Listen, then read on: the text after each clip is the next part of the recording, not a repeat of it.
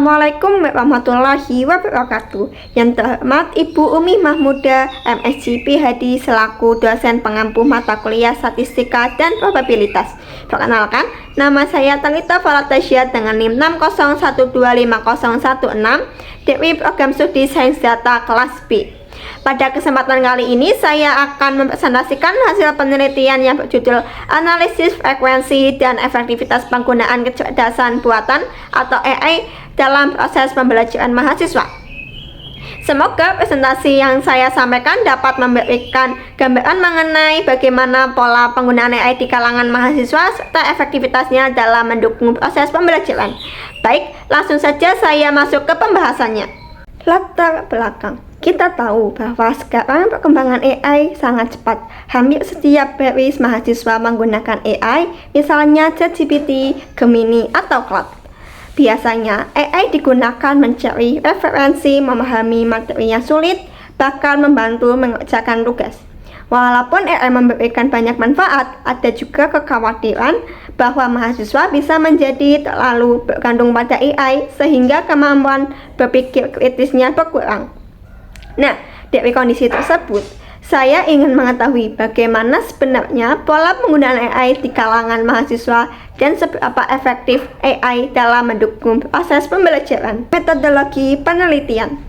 Untuk penelitian ini, saya menggunakan data primer yang diperoleh melalui penyebaran kuesioner menggunakan Google Form.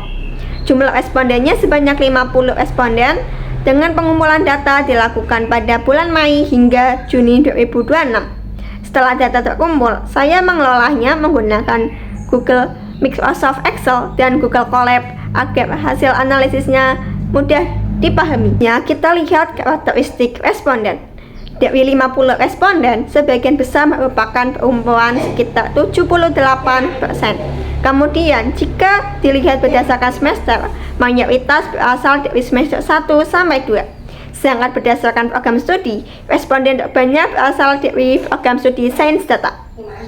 Karakteristik ini menunjukkan bahwa penelitian didominasi oleh mahasiswa tingkat awal. Pada slide ini terlihat bahwa penggunaan AI di kalangan mahasiswa sudah sangat tinggi. Sebanyak 60% responden mengatakan mereka menggunakan AI hampir setiap hari dengan rata-rata penggunaan sekitar 5,4 hari dalam seminggu. Artinya, AI sudah menjadi salah satu alat yang sering digunakan mahasiswa dalam kegiatan akademik. Kalau dilihat tujuan penggunaannya, yang paling banyak adalah untuk membantu mengerjakan tugas kuliah yaitu sebesar 78%. Selanjutnya, digunakan untuk mencari referensi akademik sebesar 72% dan memahami materi yang sulit sebesar 68%. Jadi, AI tidak hanya dimanfaatkan untuk menyelesaikan tugas, tetapi juga menjadi sebagai media belajar dalam mencari informasi. Berikutnya adalah platform AI yang paling sering digunakan. Hasil penelitian menunjukkan bahwa ChatGPT menjadi platform yang paling dominan dengan persentase 86%. Kemudian disusul oleh Gemini sebesar 70% dan Claude sebesar 54%.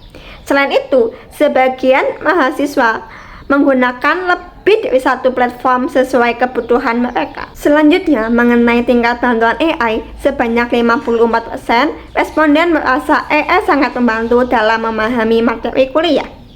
Kemudian, 38% mengatakan cukup membantu dan hanya sebagian kecil yang merasa kurang membantu. Dari hasil ini dapat disimpulkan bahwa AI memang memberikan manfaat yang cukup besar dalam membantu mahasiswa memahami materi pembelajaran. Walaupun AI dianggap sangat membantu, ternyata dampaknya terhadap hasil belajar belum sepenuhnya dirasakan oleh semua mahasiswa. Hal ini terlihat dari 66% responden yang memberikan penilaian netral, kemudian 28% menilai dampak positif, sedangkan hanya 6% yang menilai negatif. Nilai rata-rata persepsi sebesar 3,28 dari skala 5 menunjukkan bahwa AI membantu proses belajar, tetapi belum tentu langsung meningkatkan hasil belajar setiap mahasiswa. Sebagian analisis probabilitas hasilnya menunjukkan bahwa peluang mahasiswa menggunakan AI hampir setiap hari mencapai 60%. Sementara peluang mahasiswa merasa AI sangat membantu sebesar 54%. Selain itu, mahasiswa yang lebih sering menggunakan AI cenderung memiliki peluang lebih besar untuk merasakan manfaat positif dalam pembelajaran. Namun, berdasarkan hasil simulasi yang dilakukan, resiko ketergantungan terhadap AI masih tergolong rendah. Sekian pemaparan hasil penelitian yang dapat saya sampaikan. Kesimpulannya, AI telah menjadi bagian penting dalam aktivitas belajar mahasiswa. Meskipun AI terbukti membantu dalam mengerjakan tugas, mencari referensi, dan memahami materi, penggunaannya tetap harus diimbangi dengan kemampuan berpikir kritis dan kemandirian belajar agar manfaat yang diperoleh lebih optimal. Terima kasih atas perhatiannya. Apabila terdapat pertanyaan, masukan maupun terkait penelitian ini, saya dengan senang hati akan menanggapinya. Wassalamualaikum warahmatullahi wabarakatuh.